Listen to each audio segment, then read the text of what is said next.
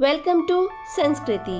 पिछले अध्याय में हमने जलंधर के जन्म की कथा सुनी। अब कार्तिक महात्म में 10वें अध्याय में नारद जी बोले, देवताओं को जीतकर जो राक्षस पाताल में जा बसे थे, वे जलंधर का आश्रय पाकर अब फिर से भूमंडल में आकर रहने लगे। एक बार उस जलंधर ने राहु का कटा हुआ सिर देखा और शुक्राचार्य जी से इसका कारण पूछा। तब उन्होंने समुद्र मंथन और 14 रत्नों के हरण की कथा सुनाई तथा दैत्यों के पराक्रम का सब वृतांत कह सुनाया। अपने पिता सागर के मंथन की बात सुनकर जलंधर को बड़ा क्रोध हुआ। क्रोध से उसकी आंखें लाल पीली हो गई। तब उसने घसभर नाम के दूत को इंद्र के पास भेजा। वह दूत स्वर्ग में जाकर इंद्र से बोला, सागर के पुत्र जलंधर ने अपना दूत बनाकर मुझे भेजा है। उसने कहा है कि तुम मेरे पिता को कैसे मत सकते हो और वहां से निकले हुए रत्न को जो तुमने अपने पास रख लिया है, उन्हें मुझे वापस कर दो। इस प्रकार दूत का वचन सुनकर विस्मित होकर भय और रोष से इंद्र घसमर से कहने लगे, हे दूत, हमने सागर का मंथन इसलिए किया था कि पहले मुझसे डरे हुए पर्वतों को सागर ने अपनी कुक्षी में छिपा लिया था और बहुत से दैत्यों की उसने रक्षा की थी। इससे मैंने भी उसके रत्न हर लिए। सागर का पुत्र शंखासुर भी देवताओं से बैर करता था। वह भी समुद्र के भीतर जा छुपा था, जिसको मेरे छोटे भाई ने निहित किया। अब तुम जाओ और समुद्र मथने का कारण जलंधर से कहो। वह दूत इंद्रलोक से विदा हो पृथ्वी पर आया और सब वृतांत जलंधर से कहा।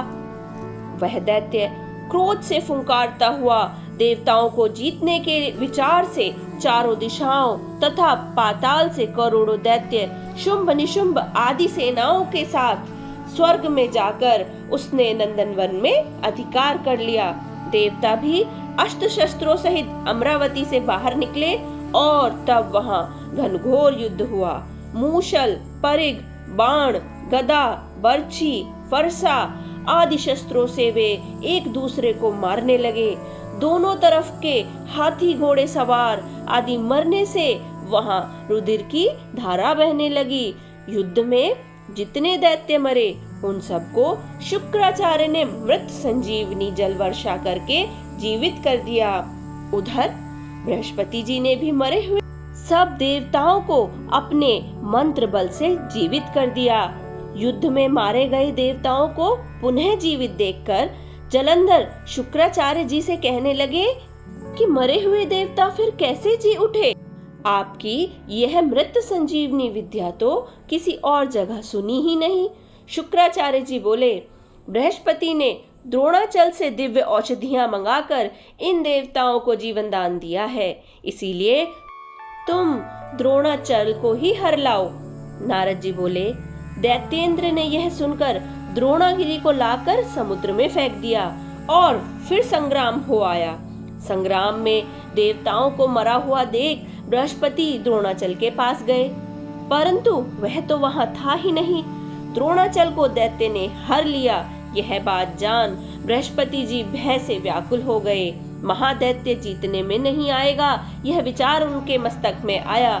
यह तो रुद्र का अंश है। इंद्र ने जो कुछ भी किया था उसको याद दिलाया। बृहस्पति की बात सुनकर सब देवता दशों दिशाओं में भाग गए। सागर के पुत्र जलंधर ने देवताओं को भागता हुआ देख शंख भेरी का शब्द करते हुए अमरावती में प्रवेश किया। अब इंद्रादिक देवता उससे पीड़ित होकर सुमेरु की कंदरा में रहने लगे। देवताओं को जीतकर जलंधर वहां राज करने लगा। तत्पश्चात शुंभादिक को समस्त बड़े बड़े देवताओं के स्थान पर अलग अलग नियत करके वह स्वयं सुमेरु पर्वत की ओर देवताओं से लड़ने के लिए चला। इस प्रकार कार्तिक महात्म्य में 10वां अध्याय पूर्ण हुआ। इससे आगे का प्रसंग जानने के लिए जुड़े रहिए हमारे साथ। मिलते हैं अगली वीडियो में। Thank you for watching.